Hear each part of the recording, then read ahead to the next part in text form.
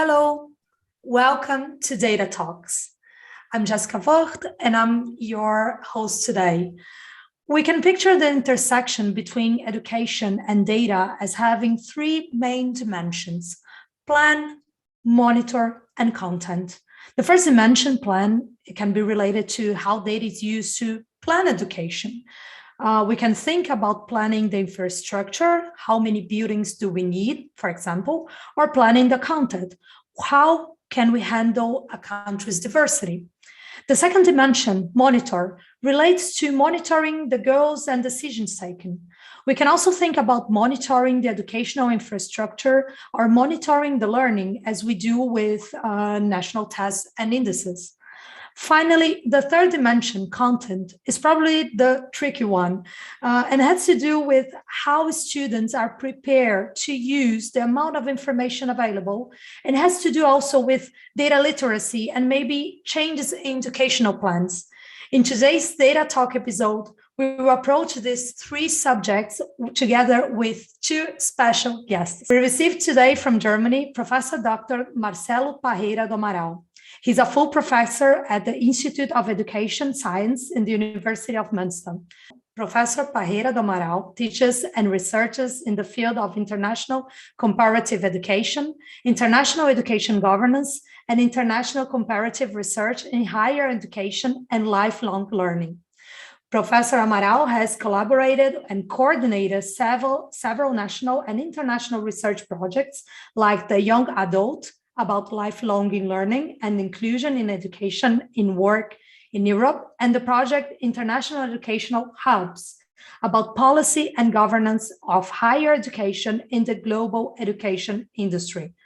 Professor Parreira do Amaral is currently the project manager of the DAD dialogue with South Europe called Surviving Crisis Through Education, a European Challenge. Professor Parreira do Amaral, thank you very much for joining us today. Yeah, thank you for the invitation. It's a pleasure to be with you here today. And from Brazil, we have today Gabriel Barreto Corrêa, Educational Policy Manager of the civil society organization Todos, pela educação. Gabriel holds a bachelor and a master's degree in economics at the University of São Paulo, and he's currently a PhD candidate at the Getúlio Vargas Foundation in the field of government and public administration. At the organization Todos pela educação, Gabriel builds advocacy actions for policy education in Brazil with data-driven recommendations. Gabriel has also experience as an educational policy consultant at the São Paulo state government. Gabriel, thank you very much for joining us today. Hi, Jessica. Thank you for the invitation. Hi, Professor. It's a pleasure to be here with you. So I think we can begin by thinking about the relative position that education has in our society nowadays. So the French sociologist Émile Durkheim argued that education was a collective socialization of youth in which they absorb values and rules from the society as that raised them. This perception is still quite present when we think about education, but our society moves to new paradigms of communication, work, production, and consumption. So it's natural to expect that the backbone of a nation's identity, the education, will also suffer transformations.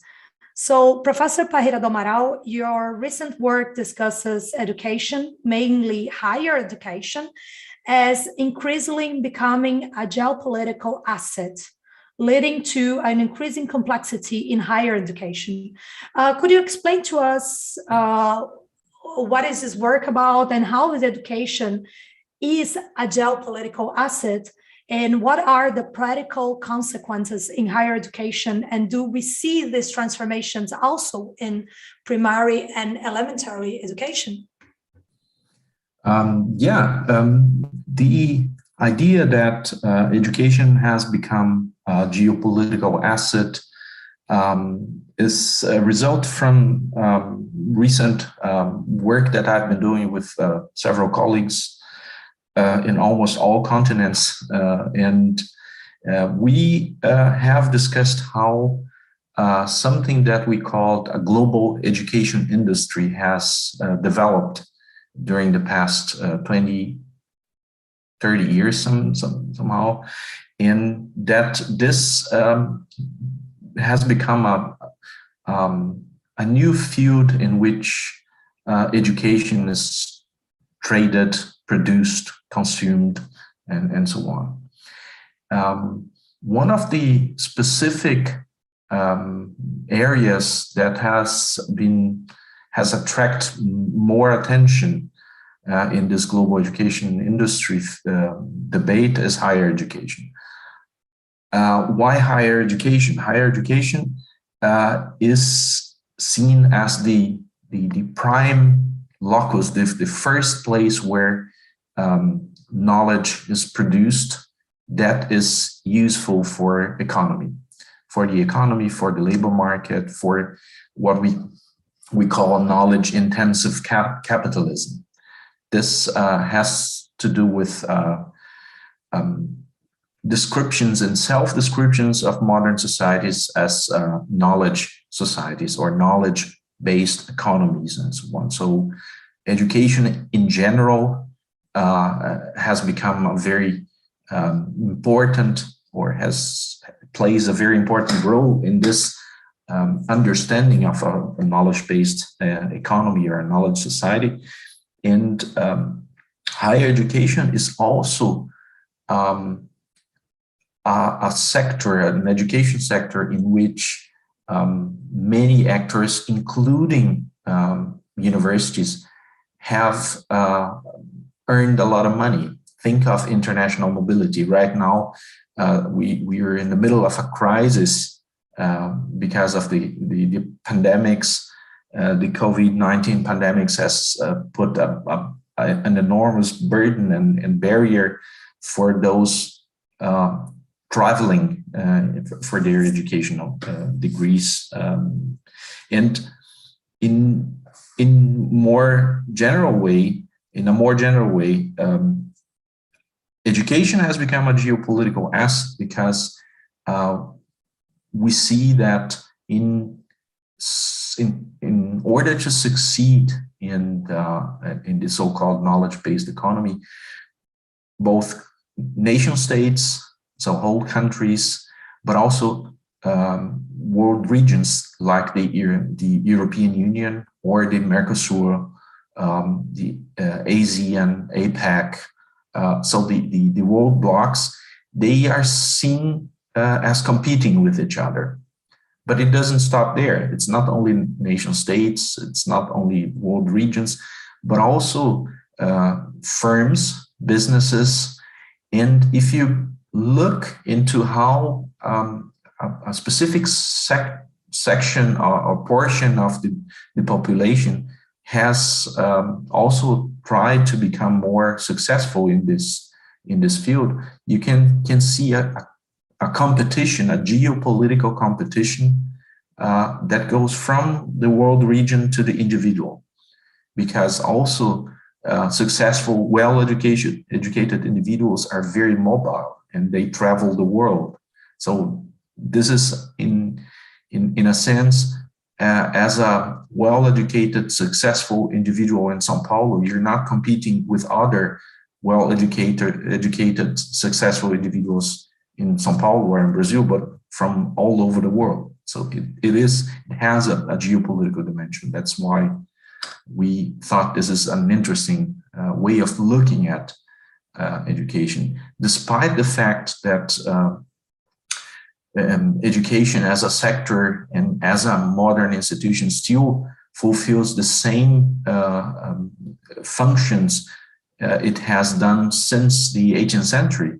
So the holding the nation together, so building, inculcating people into a cultural and historical tradition. So this idea of national identity and so on, this is still very important, but a premium has been placed on this other more productive and also more instrumental aspect of education. Would you say that this is there are more interferences from the capital into higher education right now, like as we are developing innovation, or it depends on the context. It depends on where or which field are we talking about. There is, of course, more activity from the private sector, but it's not only them. The governments are also very active. It's an indirect. It's not only privatizing education that makes it susceptible to this global education industry. Also, the way policy making is done, how research is organized, and so on. So, government is a big player on that, but also families and individuals themselves who want to go ahead and take a degree, from a renowned university, and so on. This is also an economic logic. Not only businesses and firms are involved. What's interesting here is that when we think of how this shapes what is viewed as education, and also the topic of the podcast, data, this has shaped a lot how education is viewed in this context. We'll be talking about this later on. I really like your approach about the individual perspective, and I certainly want to talk about this later. So I want to start to address a question now to Mr. Corrêa. The work of Todos pela educação, the organization that you are part of, is to guarantee a high quality basic education in Brazil, guided by a series of standards that, roughly speaking, have to do with preventing school dropouts, ensuring school education at the right age, and monitoring public educational resources. What are your main sources of data to do these tasks, and what is the condition of this information nowadays in Brazil? Oh, Jessica, thank you for the question. I would like to begin by quickly introducing the work of Todos pela educação, so everybody can understand like the place I'm talking from. So Todos pela educação is an NGO, private funded here in Brazil. And as you said, we work with education public policies. So we do advocacy work for better public policies in the education sector in Brazil, in municipal levels, and the state level, and the federal level. Okay, so our work is very data-driven, evidence-based. So all this, the subject that we are talking here in this podcast, in this webinar, is very important to us. So we really depend on data to do our work. So this is Todos pela educação, and now I come to your specific question. Brazil we do have a very impressive set of data in the education sector. The federal government, since the 90s, has built a system that collects data from each school in Brazil. So we do have school level, municipal level, state level, and consequently national level education data here in Brazil. In what we call basic education, from pre-K to high school, and all we're talking about universities, colleges, and so on, the tertiary education. We do have a lot of data on that as well. But here in Todos, we work with what we call basic education, so until high school. The main sources of data here, as you ask, is the federal government. So IBGE, that's an institute that produces statistics from pretty much every sector in Brazil, but also INEP. INEP is an institute from the the education department of the federal government. So, and it's unfortunately being very institutional, has been receiving like institutional attacks from the current federal government.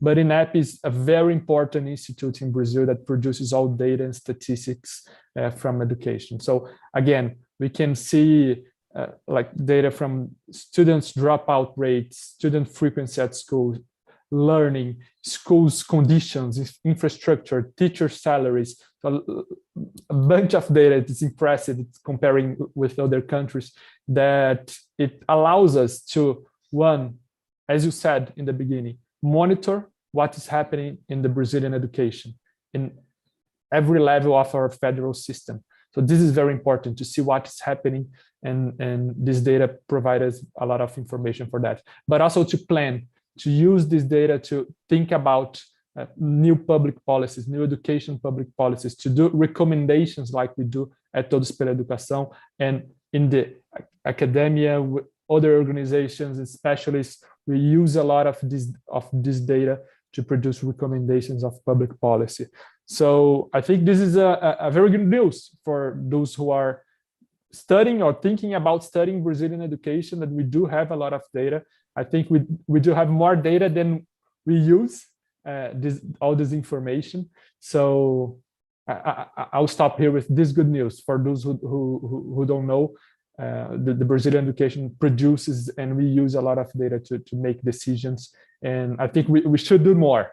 So this is a very important topic to discuss. Yeah, but maybe I can join in and make a very interesting observation. I think that I'm well acquainted with the INEP and the IBGE work, and this is basically the basis, the foundation for educational research over hundreds of years. So this started already in the 19th century with governments collecting and amassing a lot of data. And the interesting part of it, that the early forms of the nation state, in order to solidify, in order to become a full-fledged nation state, it used data exactly to do this. So the datafication of education, if one will, goes hand in hand with this process of nation state building and education building. And this is nothing new to talk about data and data use and data collection of education. And Gabriel Corrêa is completely right. We have much more data than we use. Policymaking is always very selective in using data. That's part of the problem and part of the policy game. But the observation I want to make is that the new wave of data collection and datafication of education over the past maybe 20 years shifts the responsibility from the government agencies to private actors, to private servers. And this is really unfortunate, because you don't have any control of what happens with the data. For example, data is being collected in schools all over the world. But what happens with that data? And there is good reason to think that this is done at least not in the first place for the betterment, for the improvement of education, but rather as something that is used in the so-called surveillance capitalism. So the big firms that capitalize on data in order to provide predictive services in terms of advertisement and so on. The whole Facebook, Google, YouTube we're using here, they make their money with data. So the behavioral data. There is a very interesting book on this topic by Shoshana Zuboff. It's an American economist, historian of the economic sector, and it's really interesting to see. And one of the big questions that it's still not being addressed right now is what happens with all this large amount of data that is used or that's collected in education.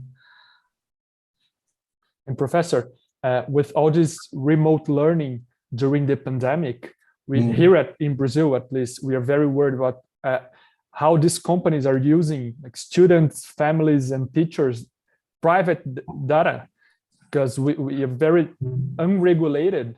So we are one of the advocacies of Todos pela educação in this subject is how we regulate this use of private data that these companies are collecting. Again, especially with all this technology for remote learning that spurred during the pandemic. And this is also important because we know that algorithms have their problems.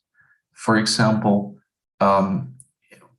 data collection and data use in education has always struggled with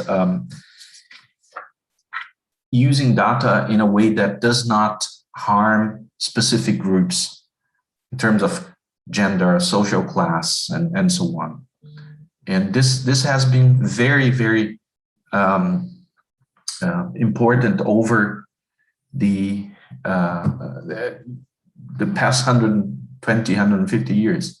But now this seems completely unregulated. I even punched my microphone. I'm really excited about this conversation that you guys started, because I think that's true. We never had so much exposure of kids into platforms. I'm not only going to say Zoom, but many different platforms that were developed to enable the schools, because the kids were at home, especially young kids, how they were going to learn, how do they manage that. But I must say that I'm also my background is from monitoring policies, so I'm also going to be advocating a little bit for the data, because at least the public data, the part of data that we need to that doesn't cross this border of the privacy, let's say like that. Let's put this first border here. I think it's extremely important that private actors like NGOs can have access to it, because sometimes my experience at least says that the Brazilian government, many local governments, either they don't have the people to learn to read this data and to understand what's happening there, or they are not aware of a certain problem that might help. So I think also there is like especially the third sector organizations, this work is really valuable, because now people that are outside the government but has knowledge of a government can evaluate what is going on and can point out, okay, here we have a problem, here we have a problem. But this is a completely new dimension that we are talking about here. And I must say, it didn't occur to me that this could be a problem, but you are completely right. I don't know, I would like to understand more, how do you see that this privacy can be breaked? We are talking here about advertisement, or we are talking here about other types of profit that can be made with this data? Do we already have an idea of how is this going to be? Basically, the problem is not the data itself, is the use of data, how it is used, because we have learned over the past 2 centuries that data is neutral. Data is a social fact, and we know this is not the case. So we can see very, very interested uses of data, arguing in one direction, ignoring completely other aspects. That has always been the political nature of the use of data, especially in policymaking. What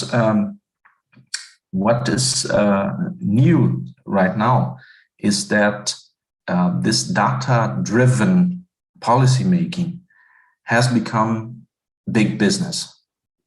And very, very few people, I know no one, I know very many experts, but I know no one who can tell me exactly how this works, how big data, how predictive learning analytics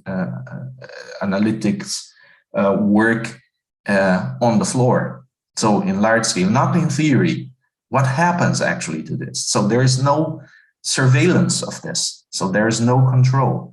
And we know education is it's a human right, and it is a political right.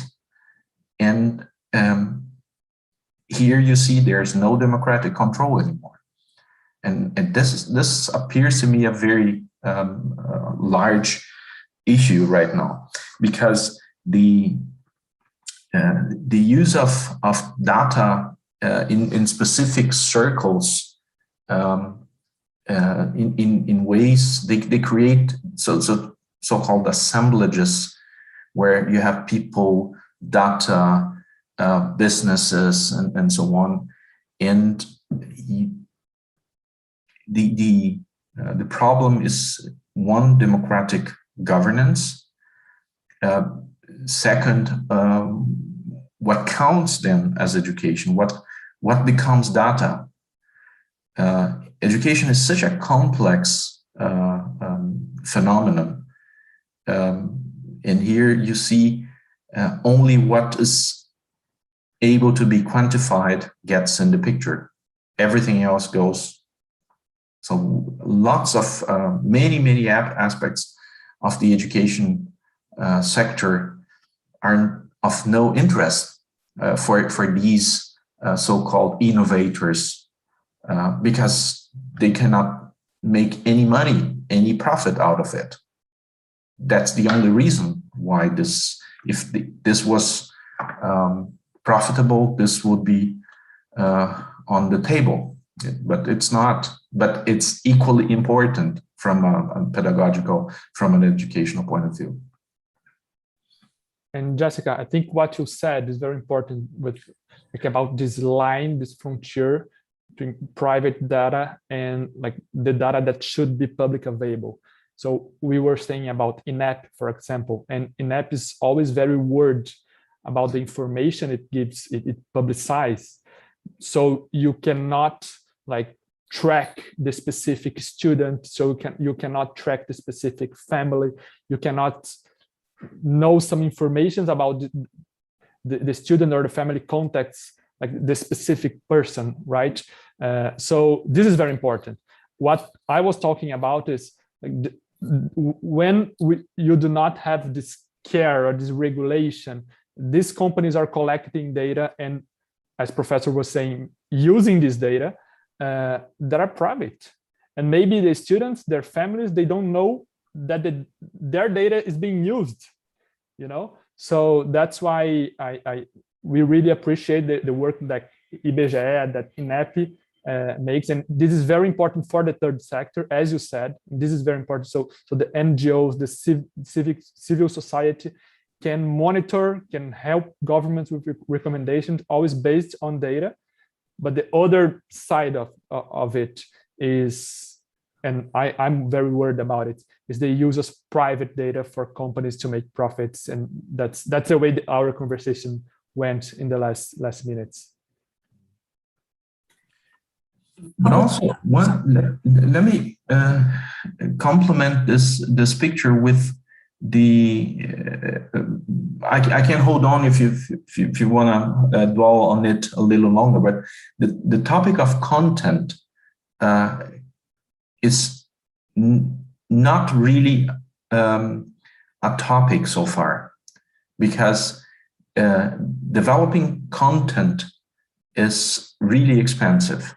if you're doing this in large scale, in a way that's pedagogically sound, that is not abbreviated, as most of these learning apps are really rudimentary so the whole richness of the education phenomenon and the myriad situations that you have in a classroom is reduced to very, very shallow and very, very small things. And this is not an augmentation of the learning potential. It's rather the opposite. This is also one very important aspect. Also, if you think, what are the logics behind these tools? When I think of what people need to learn, what people learn in schools, are quite different types of logics. It's not only this very cognitive, very instrumental, rational, so emotional stability, resilience.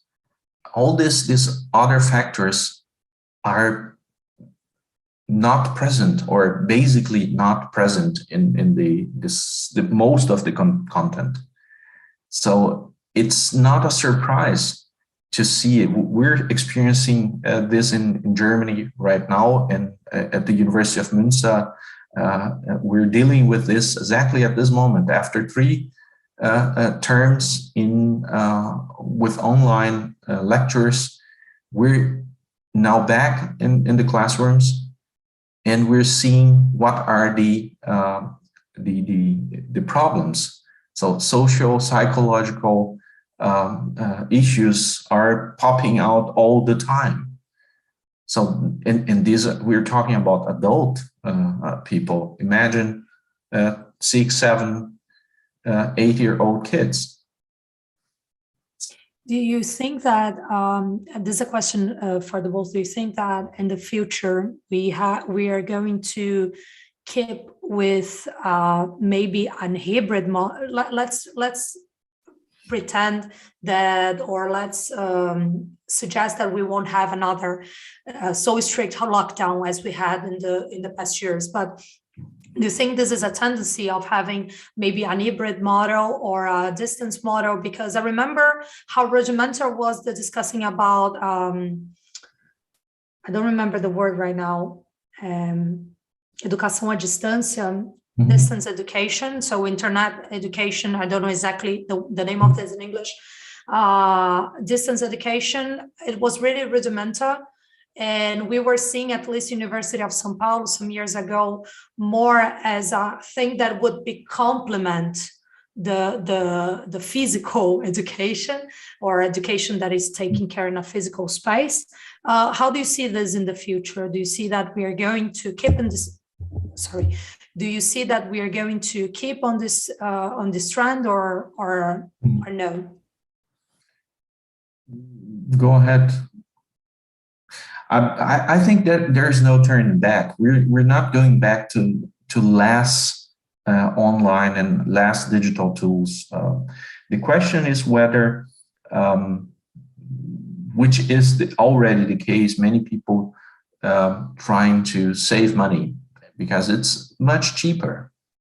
So you buy some software, you buy some hardware, and that's it.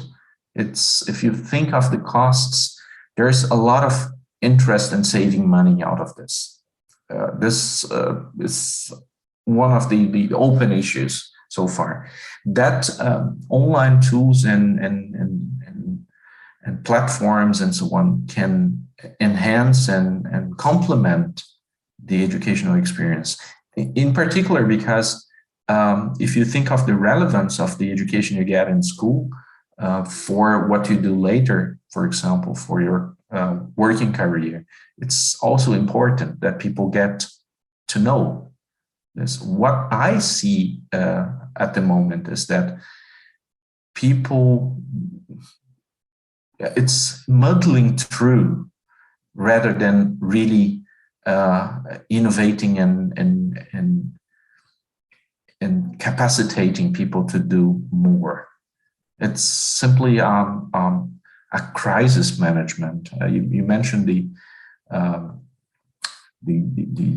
project in cooperation with a colleague from Italy on the crisis management, and that's exactly what's done. In if this is can be an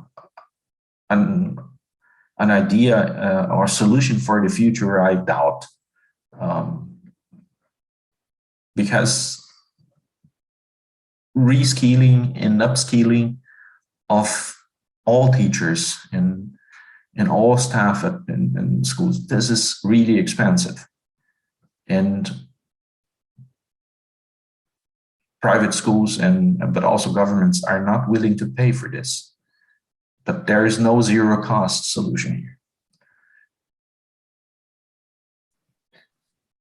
I'll talk about basic education. So from kindergarten to high school, and I think there is no way back. So we're not going back to what we were before. Even the surveys we do with teachers in Brazil, teachers are saying that they want to use more technology, but we expect not to substitute teachers and schools and the day-to-day like interactions, right? So I agree. I think it's to complement, to enhance what's being learned at schools. So the experience we had in Brazil in remote learning during the pandemic, or the last 18 months that schools have been closed in Brazil, were terrible. Students didn't learn. So they have mental issues. They're going back to school now with a lot of problems. So we think technology should be much more used in education, but again, to complement, to enhance learning, to enhance teachers' pedagogical practice, but not as a substitute what should be done in the classrooms at schools. So that's our point of view. What we see at the moment, and this is, I would say, the COVID-19 pandemics has speeded up the development, but it has not created new developments. This was already happening before that. I remember a colleague from the University of Campinas, Selma Venko, who wrote a very interesting paper on the use of technology in the administration of substitute teachers in the state of São Paulo. And I liked the term she used, the Uberization of the teaching profession. So it's a very, very precarious situation. And also in terms of, not only in terms of qualifying people and getting them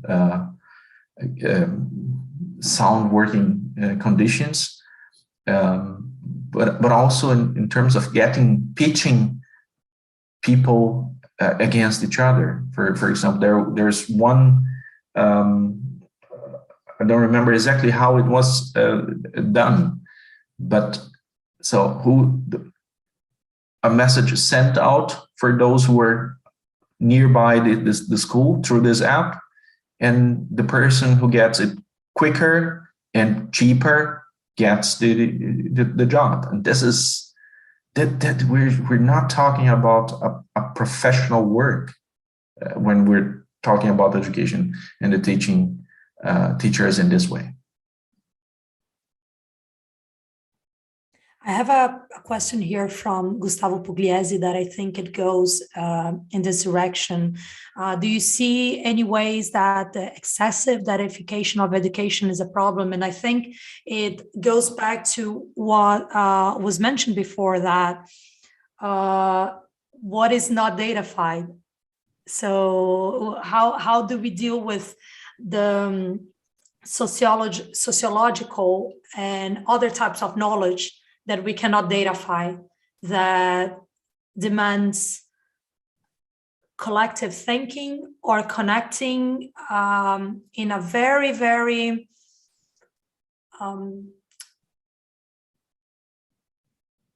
again, I don't have the word. Humanistic way. Difficult way, or in a very specialized, sophisticated way. Thank you. Yeah. In a very sophisticated way, the arts of different knowledges. So this cannot be quantified, right? So, and as a human, I'm going to put this in a very silly way. Is this a problem for those facts, those subjects that are not in the humanities field? And what kind of society do we develop without this kind of knowledge? I don't think it's a problem for this subjects. Actually, one can use in much of the social sciences subjects. We can discuss and problematize exactly this, talking about media competence and digital literacy, integrating the different knowledge bodies of history, of geography, and so on, into the teaching of digital literacy.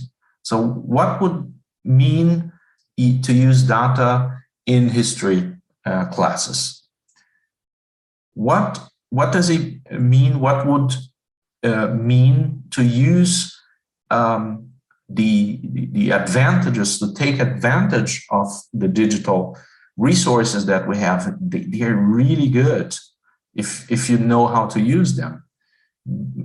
But this is something that has to be done, and this is my daily job. Talk to students and see how impoverished their use of the internet has become sometimes. Not always, but very often.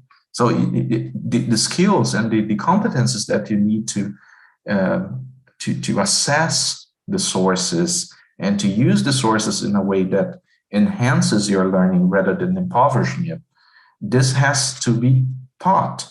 And we don't see this happening at the moment. In Germany, there are a few projects, but as always, what costs money is difficult to introduce and implement throughout the system. So in many cases, it remains a pilot or a very punctual use of this. But this is a way of turning this problem into an advantage. And Jessica, I think this is a particular good question from Gustavo, and I see, so simplifying that, but like two sides that should be very well balanced. One is in thinking about public policy here, education public policy, we got to use more data.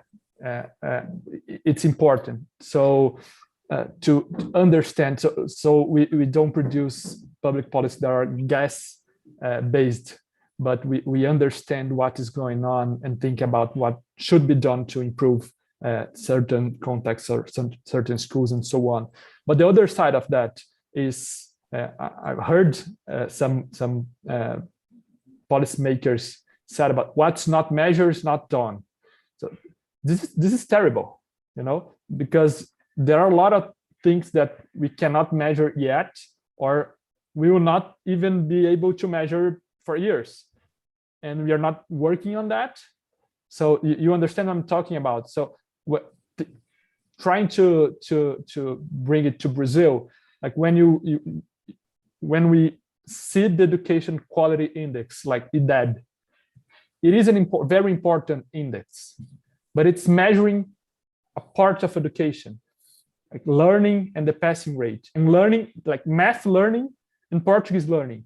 So it is important. It is important to look at IDEB. It is important to see how to improve it and so on. But do a systemic view and think about public policy only through IDEB is a blind one. You understand? So there's these two sides that should be like, yes, we need to use more data and education, and Todos pela educação, for example, works on that, but with in a careful way, because we cannot have the situation that what's not measured is not done, is not made. I'm sorry. No, go ahead.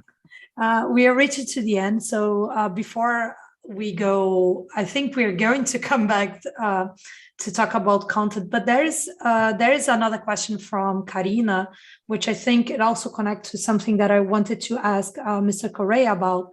That is a report that you recently evaluate how one of the poorest state capitals in Brazil, Teresina, in the state of Piauí, has one of the best results in the IDEB. And I would ask you to explain briefly, from your point of view, how the information management contributed for this result. And Karina is also asking, so that's why I'm connecting these two questions, but then she's asking for both panelists.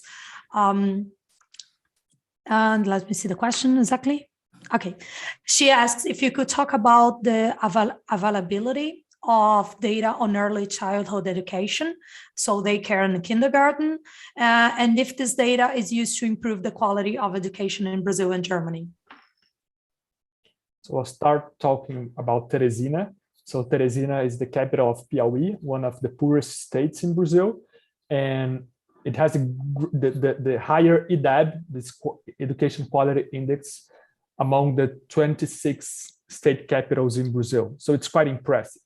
So Todos pela educação went to Teresina. We did a case study over there and tried to understand what was going on. And I'm not going to the specifics here. So they do have a very interesting systemic view. So it's not a bullet, a silver bullet. So there are a lot of particular pieces that together they form this education system that brings quality to every student. But trying to bring the subject of our conversation here, one of the topics that is very clear in the Teresina education management is the use of data. So they collect with schools a lot of data of what's going on. So are students going to schools? How are the schools' infrastructure? How is learning?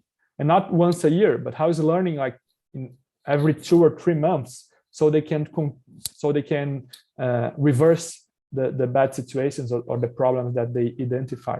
So they do have a education management that is data driven, that looks to the evidence, and together with the schools, the partnership, the schools and the education department, they collect and they do this management very interestingly. So there is this document, unfortunately in Portuguese only, in the Todos pela educação website. So I invite Karina and everyone that is interested on that to take a look at it. I'm not well versed in preschool education. I know there is an attempt to collect more data, but this has fortunately encountered a lot of skepsis from the part of professionals, but also parents, because we're talking about 3-4-year-old children. So privacy, the hurdles are much higher, but also the focus of government policies has been placed in schools. That's why the most of activity in Germany is to be seen there. I think that the problem is not as I said, not the collection of data, but the use of it. And we're talking about quite different ways of using data. The example Gabriel Corrêa brought is something that is not in qualitative terms different from what happened in the 19th century. So the term statistics, so the sciences of the state, so learning what is going on, who does what, who has what, and so on. So the collection of this infrastructural data, I think this is important, and we cannot think of modern education systems for the whole population without this. But we talk about quite a different way of using data in the big data sense of learning analytics, of the way most usually for-profit firms are advocating. Because here one could question, there is a lot of effort being done to collect data, but we see very little of it returning into the improvement of education reality, the experience in schools. So apart from it, and this, I think, you can look it through the lens of the economic, so the political economy of data collection. It's a lot of money involved in data collection and this. But also in terms from viewing the lens of the political system, is that we have a lot of politicians who are very technocratic. So it's a naive understanding of the policy process. There was indeed already in 2007, there was a conference at the time. 2007, Germany was holding the chair of the European Union, and they organized a conference on data collection in education, knowledge for action. And one of the speakers was advocating for a data-driven education policy in order to overcome ideology in the policy process. And this is a naive and, with due respect, stupid understanding of the policy making. Thinking of democratic policy without the deliberation of different alternatives, different ways of doing, norms and values, this is impossible. And many people really believe you can put up an algorithm that takes the decisions in a neutral way, and there is a very naive understanding of the policy process that is completely useless in that sense.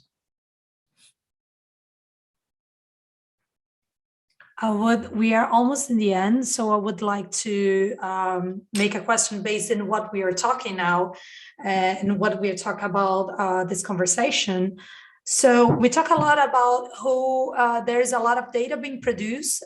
There's no regulation about the usage of this data, and there are certain actors who use this data. Some of them are interesting actors that are interested in monitoring and or improving education, and others that are more profit-driven and that we actually don't know what they are doing. But I is missing someone here, and I would like to ask you about it. Oh, actually, I want to ask who is that? So I would ask you both, just to close our conversation, who do you think is not using data and should be using data? I mean, where you see no agency and it would be important that this actor or this person, or in a certain way, we could use all this information that we do have available. I can start, and I'll talk about like public policy in Brazil. And I think public management in the education sector in Brazil, in general, especially in municipalities that we do have low institutional capacities, we are still doing a lot of guest-based actions, guest-based policies. So there are, as we were talking about, a lot of public data, and public data that is treated, is regulated, is like all these things that they take care of. So I think, and our work at Todos, pela educação goes this way as well. I think that public managers in Brazil in the education sector should use more data, not to base all the policies on that, but to have more informed decisions. And this is, and what Professor Parreira do Amaral was talking about is very important. This is not to say that it's only technocratic. We are getting off the politics. Politics is very important to the education. Ideology is very important as well, but data as well. So bring some information about the decisions that are being made to help schools, to help teachers, to help school leaderships, and so on. I think it should be a crusade for those who are trying to help the public sector to provide a better education system for our kids. I would say in the German context, data is used well. There's lots of data available, also from different sorts beyond the statistical departments of the federal government and the state governments. It's used well. I would say the issue is rather to have a broader discussion on priorities and the values related to, because at some point data use can become an end in itself. It is a means to something, and we're having too little discussion about the ends. The ends are very narrowed down to what makes people employable. Employed people are not necessarily people who can make use of their rights and be have a fulfilled life. And it goes much beyond being employed. Of course, this is important that people get a job and has a but the profit making, it's also a means and not an end in itself. I think that those are really good end statements, and our time is up. Unfortunately, I have going to show you many papers in which I was writing down questions that I would like to pose. And this would be a great way to continue our talk one day. So we can talk about this later if you want. But I would like to thank Professor Dr. Marcelo Parreira do Amaral from University of M.Sc for being here today. And I would like to thank also Gabriel Barreto Corrêa from Todos, pela educação for this really good debate. And thank you, Jessica. Yeah, thank you. Thank you for having me here. It was, I hope you who's watching us enjoyed, and I would like to thank you also, you who's watching us today in YouTube. Data Talks is a series of talks between experts from Brazil and Germany who discuss the use of public data in today's society. The Data Talks is an initiative from myself, Jessica Vogt, as a part of the German Chancellor Fellowship from Alexander von Humboldt Foundation, and is hosted and supported by the Brazil Center of the University of M.Sc in the framework of the Strategic Partnership Project VVU-USP, funded by the DAD. I see you in the next talk. Thank you very much and goodbye. Bye.